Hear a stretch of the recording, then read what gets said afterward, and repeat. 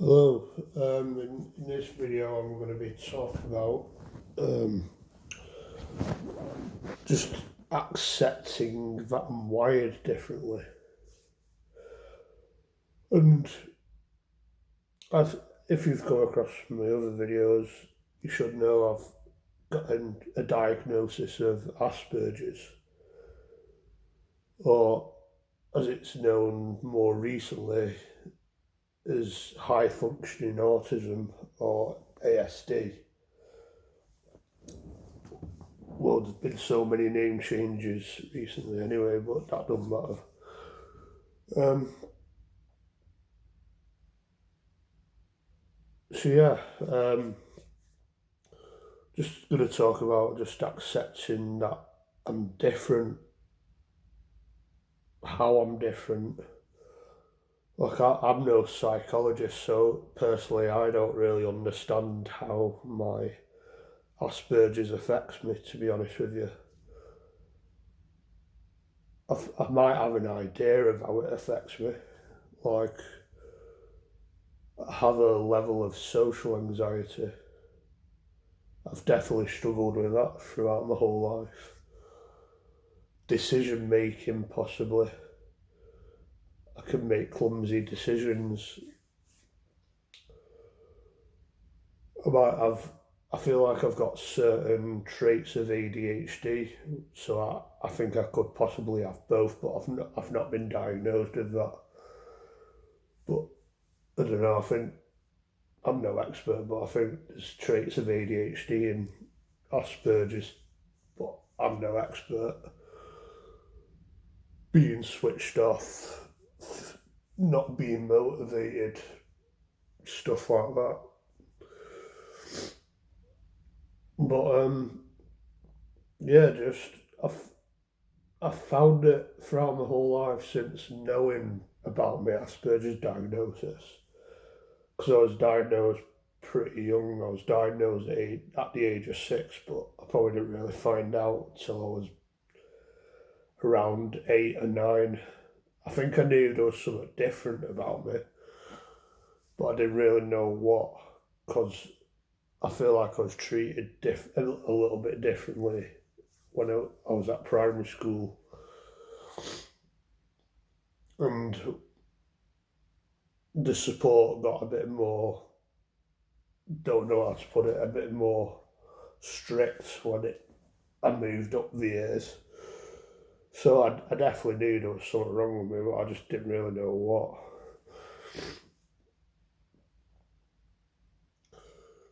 And I've always struggled to accept that I was different, to accept my diagnosis with Asperger's.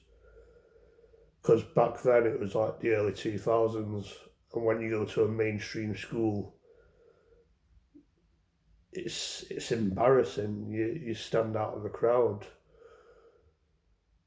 You just think to yourself, am I just some retard or something like? Especially when you go to high school where it's more brutal.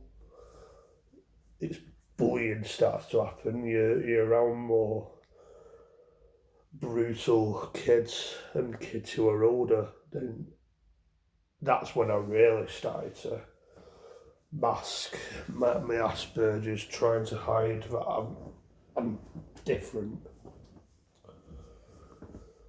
I don't really know how different I was, but because I was talking to my sister about this the other day, and she mentioned she never really noticed it as a kid. But I don't know. As personally, when I was a kid, I felt like I was kind of a freak. Don't know if that was just me being self-critical about myself, but to a level, I thought I was kind of a freak because I had my moments when I was a bit younger, probably below the ages of 10. I had meltdowns here and there, tantrums. But I guess, I don't know, most kids maybe had that. I don't fucking know. Certain family members never really understood what Asperger's was because they said to me that, oh, I just saw you as a normal kid, just running around playing. And I think that's kind of what I was at the end of the day. But I don't know. I don't really know how everyone saw me, but I've got an idea of some people because they just told me. I don't really. I'm one of them where I don't really want my Asperger's to be obvious because I'm not one of those sort of people where Asperger's defines me. I don't do any of that woke sort of stuff. I'm just Ben, not Ben with Asperger's because I might as well get it tattooed on my head.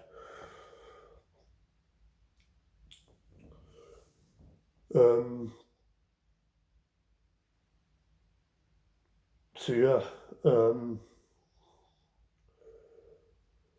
while I was at school, I've experienced levels of bullying. I won't say it's like your typical bullying, like beating someone up. Well, it can be because I had a friend that was quite manipulative and put me in headlocks and gave me mini digs and all that shit. But that was like typical laddie stuff when you're in year 7. But we were young, I couldn't forgive him for that. But I'd say I've maybe not severe bullying, but levels of bullying where it's more like emotional bullying, taking the piss, humiliating me. But I think that's like lad culture. It's normal for them. And when it was my mates, I kind of hung around when I was at high school. I hung around. I'd say I wouldn't say I weren't popular. I definitely weren't popular. Towards like the end, like year 11 and year 10, I was very unpopular. Probably the bottom of the barrel. I was probably nothing. But my kind of friendry was kind of like, it's hard to explain. I'd say maybe like, it's like the in-betweeners. If you're British, it was like the in-betweeners. They weren't popular. They were just in a league of their own, I guess. They were kind of like the weirdos, the bit. Probably people that struggled to make friends, so they found each other because that's the only sort of chance they had in school. That's probably the closest thing. And I wouldn't even class them as proper friends. I think a lot of them were manipulative, quite nasty, and it was a lot of like the emotional side. So that's how I say I got bullied, like through the emotional bullying. And that, to be fair, I did the same to other kids as well. So I've been labelled as the bully. Back then, I didn't really see it as bullying. I just saw it as just taking a piss because that was normal to me and the sort of people I hung out. The sort of people that labelled it as bullying or cried about it to the teachers just did not get that world. So yeah, it is bullying to a level because it's emotional bullying, but just back then I didn't see it that way, to be honest. I never really understood it.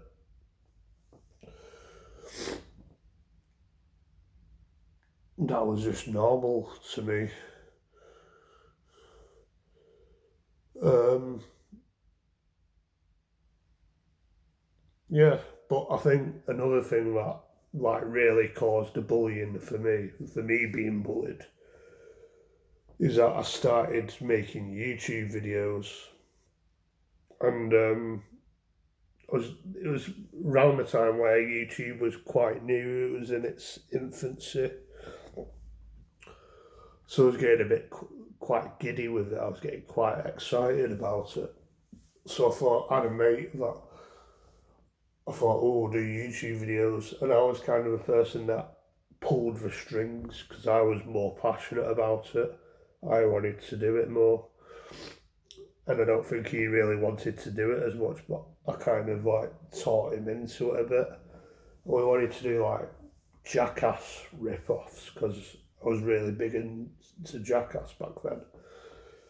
And I was also into like really stupid, dumb YouTube videos like Annoying Orange, all that sort of shit where it's just fucking stupid. So I wanted to make like just these cheesy fucking random videos. So I got quite giddy with it, and I made a YouTube video, low production value, probably better than what I'm doing now, but it was just me and my mate, and I was getting a bit excited, and I was saying some weird shit. Not weird shit, but I was getting no stuff that's random, and I think that might be the sign of my Aspergers. I was getting a bit excited about it. I was not thinking, I was just doing random shit, thinking I was funny. And I thought I'd share it on Facebook. And I think that really fucking led to the bullying. That's when, like, people really, I think, started to take the piss out of me behind my back. Wyvern anyway. And I'm pretty sure I did. And there's probably one person I can definitely think of who was quite fucking nasty about it, and he's a fucking bastard. And I actually quite fucking hate him, to be fair. Fuck that prick, man. Oh, I'm not usually one that promotes hate, but I actually fucking hate the cunt. He can get hit by a fucking bus for all I fucking care. Or a few fucking people can. Because they were just not the nicest of people. Didn't really give a fuck. It's your typical people that are not bothered about feelings or any of that shit. Probably still not bothered. They're probably worse these days. Just absolute fucking assholes. I've just made a video on how people are just don't give a fuck these days, and that's just one example. So yeah, that's when the bullying really started. And this triggered me because I thought I'd have a look at that YouTube video yesterday. And I was just cringing basically, and I was thinking, fucking hell, what was I thinking? And if anything, I think that might be the example of me being wired different to normal people. Just getting excited, I was in my zone. And yeah, another thing about being wired different is that I'm not interested in a normal job. I've been to university. I decided to do quite a niche degree. I thought I'd do animation, and I don't know why. I didn't really think much of it, why I did. I just thought originally I'll probably be doing graphic design, but I fancy doing something a bit different, maybe something a bit more challenging. So I thought, oh, I'll do that. Got my degree, but never pursued it because it's a competitive industry, and I don't think I've quite got it in me to fight for these jobs. Like, can't really be asked, to be honest. So I've spent many years being unemployed, struggling to get work. I just do voluntary work at the minute. I do it in an area where I'm more interested, like I do front of house work in a theatre, but I'm around creativity. But the fact is that I think throughout this year I've realised I'm really not interested in doing normal work, because I think people at the job centre they'll see me as a big, strong guy and just expect me to get a job in a warehouse where I probably won't even fucking last because I've heard it's a toxic environment in those sort of places. So yeah, I'm just not interested in getting a normal job. I'm more interested in pursuing the arts, maybe becoming an actor while I've got a lot of time to myself. I've got ideas of maybe writing a novel. I came across a few film trailers on YouTube for like an anime. I'm not usually big on anime, but I can really appreciate it. I quite like Studio Ghibli and all that. And I was just thinking, my fucking god, how fucking good does that look? And it was about, because I'm a visual thinker, the quality of animation for this anime. I think it's by a studio from G Kids. I don't know if we've got a link with like Studio Ghibli or anything, but the trailer for the colours within, and I thought, fucking hell, how good does all that look? So I started looking at a few other trailers for like what that studio's produced, and there's one called Belle, and it's just so fucking beautifully animated, and it's got me thinking again. Like, I might want to try and pursue animation again potentially. And the thing is, to be an animator, you have to have the patience of a saint, and I don't think I've got that. So I can get inspiration from out of nowhere. So I'll get ideas in my head, stick with me for a couple of days, and I'll forget about it. And that's just me being my own worst enemy. So yeah, I don't know if that makes sense, but that's some sort of example of where I'm not really wired right, am I? I take inspiration from creativity, the arts. I think when I left school, I came across this street art documentary called Exit Through the Gift Shop, which is about Banksy and a few other street artists, and it introduced me to a whole other world of street art, like Shepard Fairey, who did the Obey stickers, all that shit. Swoon, there's an art duo called Fail, and I really got really deeply interested in that for a while, to the point where I wanted to pursue street art, but just never really know where to start because I think it's usually a collective sort of thing. So I got my head into all this rebellious shit. So that's just another example where I'm just not wired right. Just I just don't think like a normal person. Because a normal person just seems to go to the job, get on with it, and that's that. Sheep, they're quite boring. They're thinking black and white. They're thinking simple ways. I was talking to someone about this like a couple of months ago, in fact, and she says, "Oh, I think they're just thick. They're quite dim." They probably are, and I've never really understood how do people just walk into a normal job and get on with it, because it's never interested me. I've always been a bit weird, I think. Just that, like, I think with Aspergers, they're into niche things. I don't think I'm into it as deeply as some people with Aspergers. Like, they're usually into stuff like Warhammer or fucking Dungeons and Dragons, all that sort of shit, which I've never got into. It's not my thing, to be honest, but I feel like I get ideas in my head. I've got an appreciation for the arts. I want to try and maybe pursue animation again, potentially, or do something to do with that.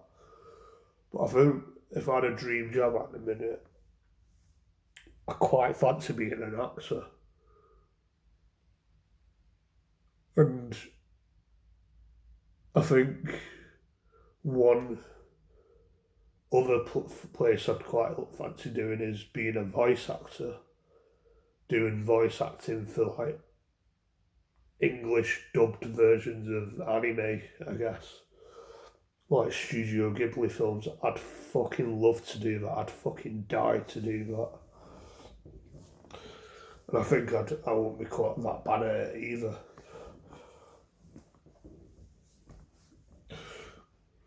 Like,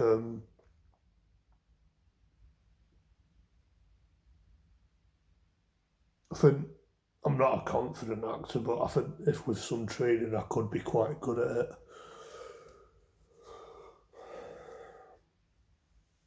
At the minute, with my current circumstances, I've gone into it before, but I've gotten ill. I got sectioned. I got some delusional or showing symptoms of psychosis, and that just shows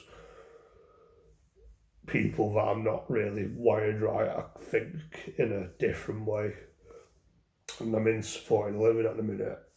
I have to have a support worker, a few support workers coming in. They don't force me to do shit, but I can cancel my sessions when I want. Oh, I'm supposed to have 15 hours a week, but I think I only see them 6 hours a week because I only have them 3 days a week, which I'm quite happy with, to be honest with you. But I've got one support worker who's my key worker, who's pretty overprotective. She can be quite annoying. Nice lady deep down, but fucking hell, she can be quite fucking annoying, to be honest. Now I've lost my temper with her a few times.